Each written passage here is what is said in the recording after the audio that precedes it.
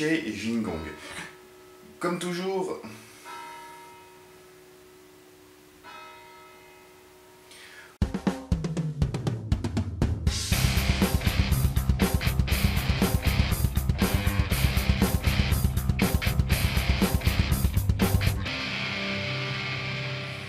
salut tout le monde et bienvenue aujourd'hui dans cette nouvelle vidéo. Aujourd'hui, petit format review de réplique que je teste histoire de changer un peu.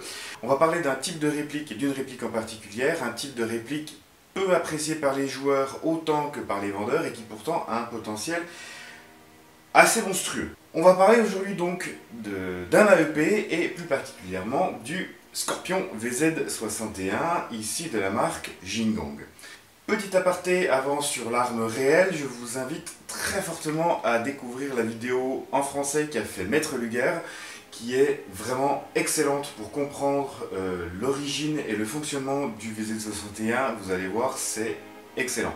Je vous mets sa vidéo dans le petit i au coin de votre écran, n'hésitez pas à regarder. Pour changer, je ne vais pas faire le déballage de toutes les caractéristiques de la vidéo, je vous mets tout ça à l'écran ici, vous faites pause pour voir ce qui vous intéresse.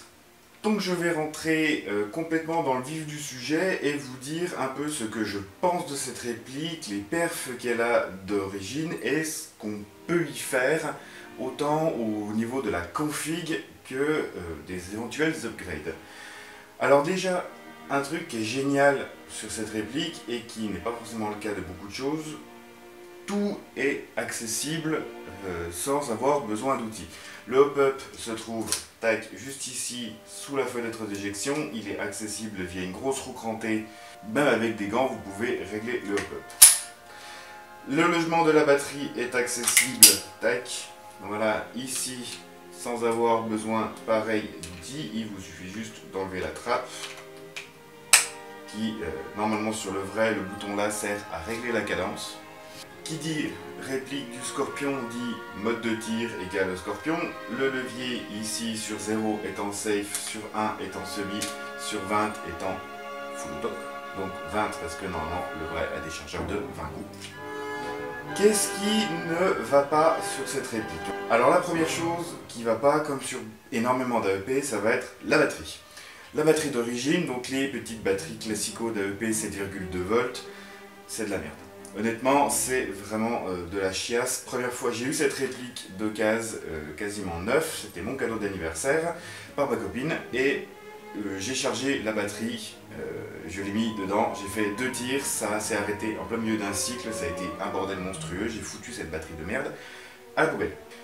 Donc la batterie a changé, il existe maintenant des batteries LiPo 7,4 volts qui sont directement au format AEP, donc vous pouvez directement clac brancher comme la batterie normale d'un AEP et qui vont merveilleusement bien. J'ai installé donc une petite LiPo 7,4 volts à l'intérieur, mais j'ai dû recabler un petit peu le truc, mais rien de bien sorcier. Honnêtement, c'est vraiment, s'il y a une modification à faire dessus, c'est vraiment celle-là.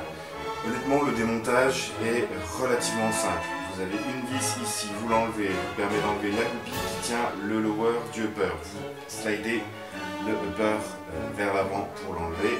Vous avez un petit système de verrouillage en plastique qui tient à l'avant de la gearbox, une vis et vous l'enlevez, vous retirez la gearbox, vous la débranchez. Vous avez au niveau de la poignée à l'intérieur 2 grosses vis qui tiennent la poignée, vous les enlevez, vous enlevez toute la poignée, 2 petites vis qui vous permettent de retirer l'ensemble de l'interne de la poignée et vous avez de quoi tout changer.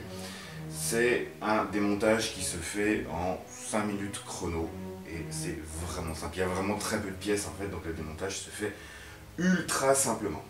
Ensuite, qu'est-ce qui ne va pas? Les chargeurs. Des petits chargeurs, là on est sur du high cap d'environ 80 litres, donc petit high cap avec la molette, qui ont régulièrement des problèmes de feed. C'est très souvent quand c'est limite des fois trop molleté, pas assez molleté, ou quand ils n'ont pas envie de feeder, et ben ils feed pas. J'ai réussi à régler ce problème sur 2 chargeurs que j'ai en les graissant un coup, mais en les lubrifiant un coup, mais les 2 autres ne veulent absolument rien savoir. Deuxième souci qu'il y a, normalement il y a une petite plaque ici pour cacher une partie de l'interne du chargeur et pour laisser dépasser juste la molette. Et au bout d'un moment, il suffit qu'elle se desserre un peu et quand vous allez molleter, elle se barre dans le même sens. Donc elle vient bloquer la roue, c'est le bordel. Ça m'est arrivé dimanche, ça m'a cassé les noix en plein jeu et en fait de la choper et de l'arracher complètement en fait pour pouvoir la virer et pour pouvoir molleter tranquillement. Donc là, quasiment tous les chargeurs que j'ai, la molette n'y est plus. Dernier point qui ne va pas, la crosse. Donc la crosse typique en fil de fer du VZ61 qui se verrouille tout simplement avec les deux oreilles qui sont là et qui, tac, là, qui se verrouille à l'arrière, qui a un petit peu de jeu, qui se verrouille à l'arrière et qui se replie juste en pinçant, tac, voilà. La crosse qui, par rapport au vrai, si vous comparez avec des photos du vrai crosse dépliée, elle est trop droite. Vraiment, celle du vrai, elle descend beaucoup plus bas. Ce qui là, en fait, le rend complètement galère à épauler, parce que normalement, en épaulant, avec la crosse qui est plus bas, le VZ devrait arriver quasiment ici. Donc là, en fait, si vous voulez épauler, il faut vous coucher dessus pour pouvoir aligner les organes de visée. Honnêtement, je trouve pas ça gênant parce que je m'en sers comme ça. Je trouve le look du VZ61 juste magique, juste génial avec la crosse pliée. Et si vraiment je veux faire une config avec une crosse, ce sera pas avec celle-là. Au niveau de ce qui va bien, le rapport performance FPS est génial. Au Chrony, on est à 240 FPS. Plutôt régulier, entre 235 et 240 régulier. Pour presque 40 mètres de portée en 0,20 g. Et il y a une grosse plage de réglage au niveau du hop-up, il y a moyen de tirer vraiment plus lourd. Mais 0,20, 0,25 g, on arrive sur les 35-40 mètres de portée en ligne droite. Pour une petite saloperie comme ça, à 240 fps, honnêtement, c'est génial.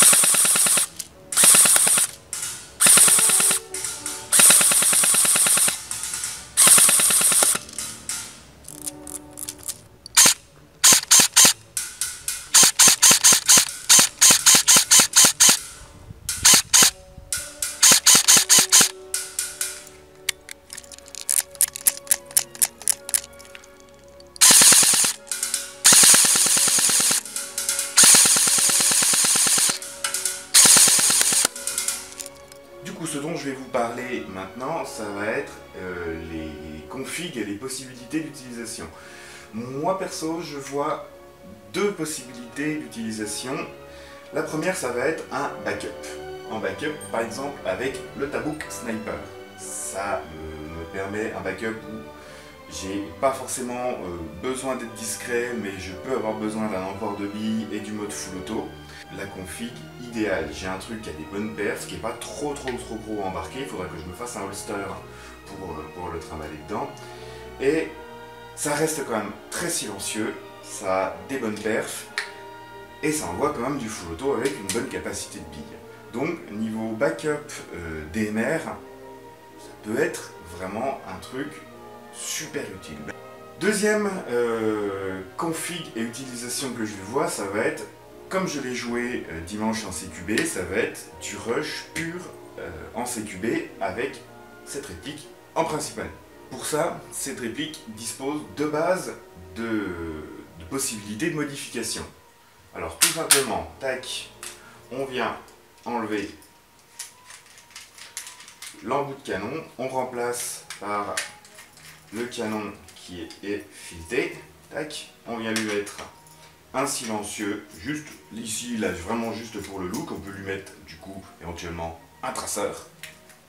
Et on vient éventuellement aussi, qui est fourni avec, installer le petit rail d'interface ici pour mettre éventuellement presque une toute petite poignée, genre vraiment une petite poignée très courte, ou alors on vient y mettre une lampe, normalement là, voilà, la Olight PL Pro Valkyrie, elle passe au top, elle ne gêne pas au niveau du chargeur, tac, et là on a déjà un petit truc un peu plus agressif pour le CQB, avec la possibilité de tenir ça, je le mets dans l'autre sens, tenir ça comme ça, et d'utiliser la lampe, tac, comme ça.